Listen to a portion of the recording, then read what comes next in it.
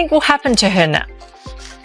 Well, I'd like to see her work on a farm where she can relate with all the animals and the pets and the dogs and the cows and the pigs, because she can relate to animals far more than she does with people. I was not able to have any connection with her, make any eye contact. And here's the thing, it's not just me or three of us. There were over 100 employees over the 19 years that walk away with this sickened feeling, about working there. As much as I loved my job as a booker and producer, I was almost relieved when I got fired, because it was like I want to take a shower. It was like a whole new dawn. So I don't feel that she has the trust anymore of the view. Ellen DeGeneres, sued for $100 million by her own producers. No, that's not just a headline, it's the kind of Hollywood plot twist that writes itself. And just when you think it couldn't get any juicier, in stroll Joe Rogan and Greg Gutfeld, armed with punchlines sharper than Elon's wardrobe. The kings of chaos are back, and they're not pulling punches. Her once untouchable, squeaky clean image, it's getting bulldozed under the weight of wit, shade, and some serious behind-the-scenes drama. What really went down in those studio halls?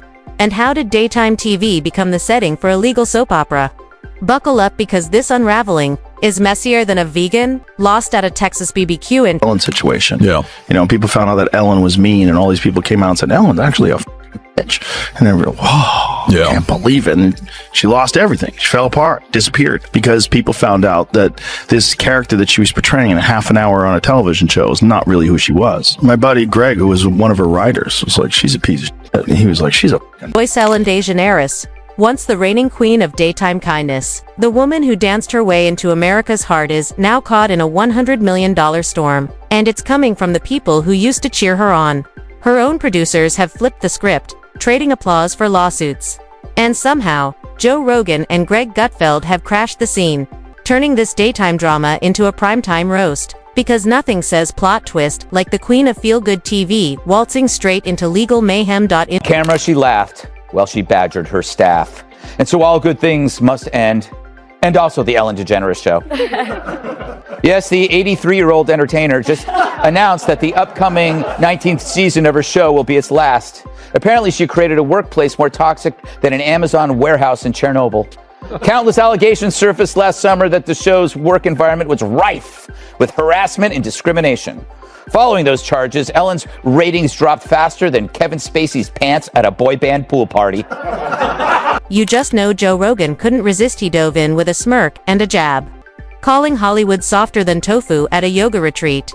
Classic. Meanwhile, Greg Gutfeld's having the time of his life, peeling back the layers of irony like it's his favorite hobby. Ellen, the high priestess of kindness, now accused of running an empire fueled by tantrums, walkouts, and more off-camera drama than a Bravo reunion special. The backstage glow-up, not so glowing. These days, she's about as untouchable as a soggy piece of toast. And the woman who once told us all to be kind. She might need to swap that for something a little more realistic, like, be DeGeneres, bails for the UK. All right, I'm going to go to you first, Kat, because this is I think you understand the story. So Ellen and her wife, Portia, have left their millionaire haven of Montecito for England. Now, they're saying they'll never come back in the wake of Trump's win. Do you think that's the reason why she's leaving? Absolutely. This isn't just a fall from grace, it's an Olympic-level dive into scandal. No splash, just a tidal wave of lawsuits. If daytime TV had a blooper reel, this would be the grand finale. Lights, camera, catastrophe. And Rogan and Gutfeld, they didn't just throw shade. They engineered a full-blown eclipse. Like a beautiful name, Isis. Ellen's rough. Ellen is like an old. But it's a rough one now. It's a rough one now because she was running Abu Ghraib in the back of her show. That's a rough one.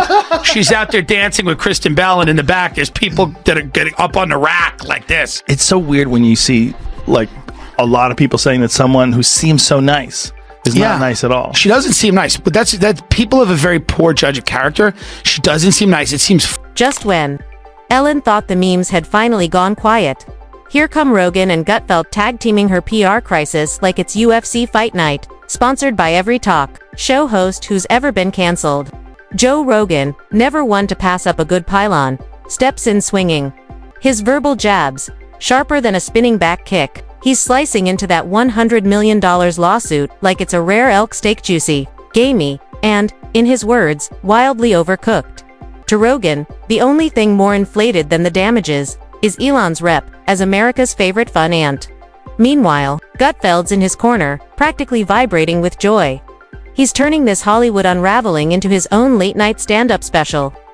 The idea that the Queen of Kindness might secretly be the boss from daytime hell. He's eating it up. It's like if Mr. Rogers got caught running a black market cardigan, ring absurd, ironic, and comedy gold. His metaphors are flying faster than Elon's interns allegedly did. But this isn't just some cheap mockery, this is tactical comedy warfare. Every punchline is delivered with the precision of a disgruntled writer's tell-all. Rogan's skeptical curiosity, blended with Gutfeld's sarcasm-laced commentary, doesn't just roast the situation, it builds a satirical superstorm. Today's show, home of Matt Lauer, that the bad press actually had nothing to do with her decision. Right, and the Titanic didn't hit an iceberg, it chose to sink. If it was why I was quitting, I would have not come back this year. I really did think about not coming back because it did, it was devastating. I am a kind person. I am a person who likes to make people happy. No, the real reason, she says, is it was just too easy. Telling the Hollywood Reporter, quote, when you're a creative person, you constantly need to be challenged. And as great as this show is, and as fun as it is, it's just not a challenge anymore. Well, if that's true, here's an idea. When your viewership is down 43%, why not consider that the challenge? They're peeling back the curtain like two kids who just caught the magicians. It's all mirrors, wires, and a well-rehearsed illusion. And honestly, they're loving every second of it. As this $100 million lawsuit unspools like a tragicomedy written by irony itself, Ellen's once whimsical empire starts to look less like a fairy tale and more like a theme park built on emotional quicksand. With Rogan and Gutfeld providing the play-by-play, it's no redemption arc, it's a full-blown corporate soap opera gone rogue. Gutfeld's dragging Elon's brand of weaponized kindness through the sarcastic mud with the precision of a late-night assassin. He paints the picture, a workplace so toxic, even the office plants filed HR complaints. That squeaky clean image. Gutfeld calls it the biggest con since Fyre Festival. The woman who made a living dancing through the pain. According to Greg, she was probably just practicing her steps on an assistant's last nerve. But wait, it gets better. Rogan starts tugging at the frayed edges, trying to figure out how the empire stayed upright for so long. Was it hypnosis? Hollywood groupthink? A kindness-based Ponzi scheme? Maybe all of the above. He marvels at how the producers kept quiet, like they were part of some secret cult whose initiation involved smiling through psychological warfare and spritzing lavender in the air to calm the interns. This isn't just comedy. It's an autopsy of a brand performed live, with sarcasm for scalpels. They made progress with the strike. They're picketing right now, so I think it's the early stages. I would think it might take a little bit with this one. When someone crosses the writer strike, that's some dirty shit. They cross the picket line. Yeah, I haven't seen anybody doing that yet. I think Ellen did. I had a buddy of mine who was writing on Ellen. Everybody kind of knows now what she's really all about. And that's another one of those. Like, press. I'm so nice and I'm so sweet. Being behind the... Then Greg circles back, cracking open what he calls the daytime TV Hunger Games. A world of choreographed clapping, forced smiles, and silent sobbing in the green room. To him, Ellen's show wasn't a feel-good escape. It was an emotional boot camp, dressed up in glitter and good vibes. Meanwhile, Rogan's off theorizing that the whole set probably ran on repressed emotions and passive-aggressive post-it notes. Together, they're reimagining daytime television, not as a chatty, heartwarming haven but as a full-blown psychological thriller. The kind Netflix would market as, based on a true story.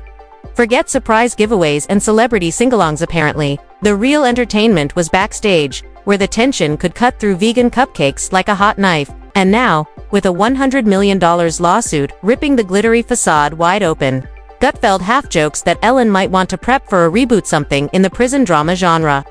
Rogan, never one to miss a punchline, adds that her next guest might just be her own legal team.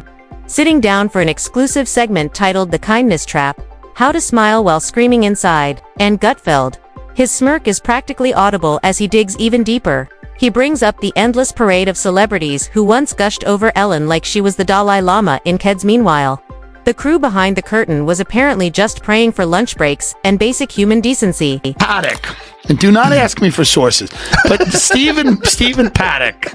Who's that? He was the guy that shot up the Vegas concert. That was a very tragic thing. Listen to this. The only guy that saw Stephen Paddock alive, his name is Jesus Campos. He was a guard at Mandalay Bay. He got interviewed nowhere else. You know where he got interviewed in the beginning? Ellen. Really? Weird. And then they went on, if you could find that clip, they went on with a weird like diagram of how it happened, and Ellen's like showing the people how it happened. Not like an emotional, like how are you feeling, how are you holding up? It was a weird diagram of like, and then he went to the left and to the right. It was very... But now, those same stars are ghosting harder than a bad Hinge date. Suddenly, no one remembers the dance-offs, the awkward pranks, or that forced cheerfulness that, if bottled, could probably power a small village. And Rogan, he's in his element, comparing Ellen's downfall to an ayahuasca trip gone completely sideways. First, there's the euphoria of the audience clapping like trained seals. Then come the hallucinations, believing the whole thing was built on genuine goodwill. And finally, the purge. Lawsuits, tell-all confessions. And now, producers suing for enough money to buy their own network. But it doesn't stop there. Gutfeld, in full observational sniper mode, wonders how someone who built an empire on joy and jump scares somehow forgot the one basic rule: treat the people behind the curtain like humans, not set pieces. According to him, Ellen's studio wasn't a workplace, it was a glitter-drenched escape room. Except only the crew didn't get the clues to leave. Rogan, ever the chaos theorist, frames the whole saga as a kind of cosmic correction version of a detox. Strip away the dance tracks and the glossy kindness, and what's left? A once-beloved icon spinning PR statements like plates at a carnival. But no matter how fast she twirls, one's bound to crash. And when it does, everyone's watching. Ellen got canceled for real a few years ago from just being a jerk. Yeah. Like, it wasn't like a single comment she said or something she did, just lots of people saying that working for her was a living nightmare and that she's a jerk. And I think that's probably why she wants to leave, because she hasn't really been able to make a comeback. Yeah. I mean, remember how everybody loved Ellen? They're like, Ellen, we love you, Ellen's here, yay! And then that all went away. So she probably has been thinking of a reason to leave, and now she thinks that this is the reason to try to make it look like some sort of, look how afraid I am, I feel how you feel because I'm, you know, of Trump. Yeah, it was just the excuse. She is, Emily, I watched her comedy special. It was like a huge pity party. It was about how she was lamenting how her reputation has suffered. She's essentially as popular as a pit bull with monkeypox. Then comes the real kicker. Gutfeld chuckles not at a sudden downfall, but at how long it actually took for the curtain to fall. This wasn't an implosion. It was a slow, awkward unraveling, held together by publicists, denial, and just enough dance breaks to distract from the cracks. The empire didn't explode, it quietly deflated. And now, with producers demanding $100 million, it's not just a lawsuit, it's a finale. Think fireworks, irony, and a jazz hand sent off. Rogan and Gutfeld didn't just mock the moment, they practically delivered Ellen's Hollywood eulogy, in punchlines. But don't worry, Greg's not letting her off the hook just yet. He paints a picture of those relentlessly forced smiles, masking a soul silently screaming into a decorative succulent. The idea that Elon's backstage was a gulag, too rich to resist. He even jokes that those signature Be Kind coffee mugs were probably filled with employee tears. Now that's a motivational quote you won't find on Etsy. Rogan, meanwhile, pivots to his specialty meets truth bomb. He laughs at the spectacle of daytime TV royalty, worth hundreds of millions. Preaching about relatability and kindness while allegedly treating her staff like they were just part of the set design. To him, that's not just ironic, masterclass in sociopathic branding, served with a side of jazz and trauma. Times for like, they're gonna find the thing if you don't go away. You gotta have a good run, and then when you have a good run, you step back and you go, okay, I'm still gonna do my thing, but like, I'm not. I mean, there's only a few jobs in entertainment, right? Right. So I think a lot of the cancel culture shit is probably these motherfuckers want those jobs. Ooh. They're like, how long is this bitch gonna be dancing? I can dance with Hillary Clinton. I could do the Charleston with Henry Kissinger, whatever the fuck she does out there. The Charleston, is that what it is? She goes out there to the Charleston. She's got war criminals. Her and Bush are jumping around. I mean, that's right. She was buddies with Bush. That was like she's one of the a first CIA agent. Then there's the lawsuit itself. Greg treats it like the grand finale of a sitcom nobody asked for.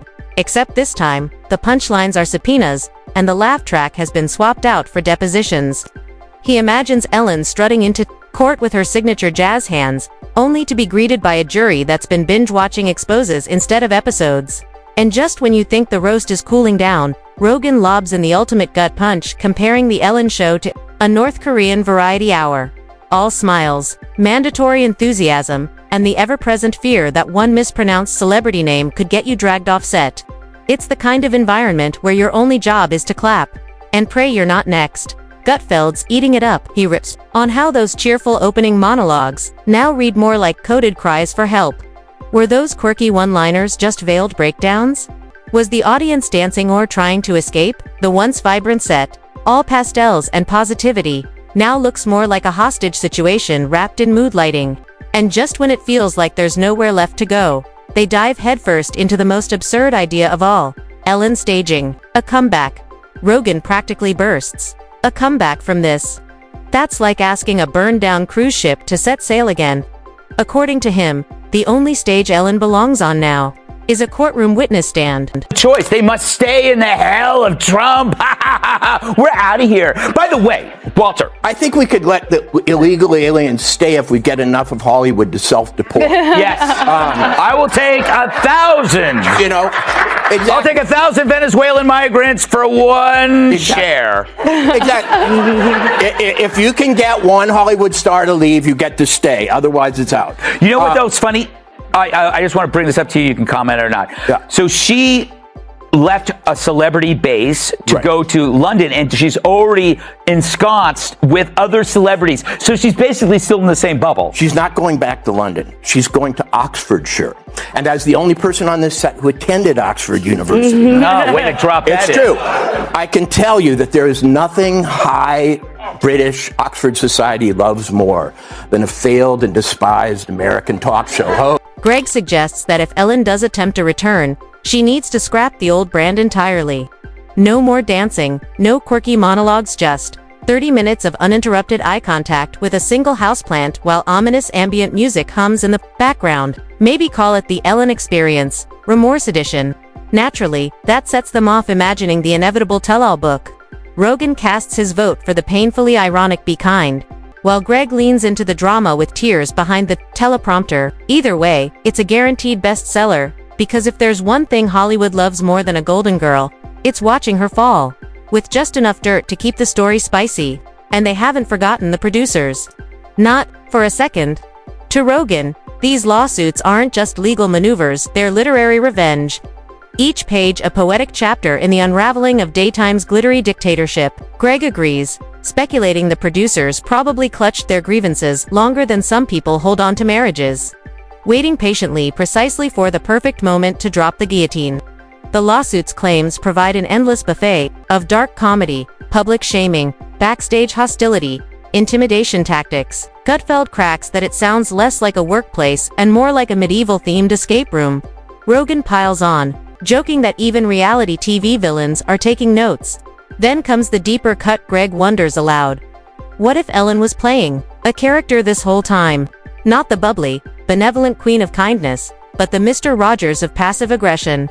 Sweet on the surface, soul-snatching behind the scenes. And somehow we all fell for it. People that are like that all the time, it doesn't seem nice. It's very forced. And whatever, you're allowed to be a bitch, right? You're allowed to be a bitch. You're allowed to be nasty to people. You're accomplished. You're a comedian. You did the whole thing. What you're not allowed to do is have a Guantanamo Bay situation in the backstage of your show where everybody's walking around afraid for their life, and it's like Abu Ghraib where they're hooked up to wires and they Dogs have like around them. Yeah, she's got dogs and hoods. If an intern's late, they have a hood on. I don't support that. At this point, it's not even about the money anymore, it's about the legacy. Ellen went from global sweetheart to honorary Succession cast member in record time, and no amount of dancing with D-listers is going to bury the growing mountain of scandal. Rogan doubles down, deadpan as ever. This isn't just a cancellation, it's an exorcism. Hollywood's purging itself of the illusion that smiling faces can't be soul-crushing bosses. Greg nods, barely hiding his glee, and claims, Ellen's brand was never really about kindness, it was about control, wrapped in glitter. Lit to perfection, packaged as warmth, but powered by fear, they spiral deeper into the absurdity.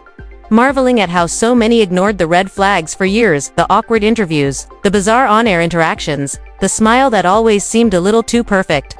According to Rogan, hindsight now looks like a neon sign flashing "run" in all caps. Greg bursts out laughing, imagining the inevitable documentary already in the works behind the smile. The Ellen DeGeneres catastrophe. You just know there'll be grainy backstage footage, dramatic piano music, and at least 3 former staffers recounting the exact moment they realized they weren't working on a talk show, they were trapped inside a pastel-colored purge. Then, the commentary hits maximum overdrive. Rogan compares Ellen's energy to a malfunctioning Stepford wife designed to be warm, friendly, and relentlessly polished, until she short-circuits and starts screaming at the gardener for trimming the lavender wrong. And with that, the illusion cracks completely. What was once daytime's safe haven now looks more like a cautionary tale in high definition. She's putting this on Trump. Do you think that she's going to be, just everybody's going to love her in England? Especially the jihadis who love the lesbians so much. They're going to love her there. I think she's fleeing for way more than her anger over Trump. If Trump is truly responsible for Ellen's exodus, shouldn't that go down as his greatest achievement in the last 8? I mean, he should get the Nobel Prize. He's literally going to have a who's who of left. I mean, the entire 80s music catalog is gone. You got Springsteen, Cher, Madonna.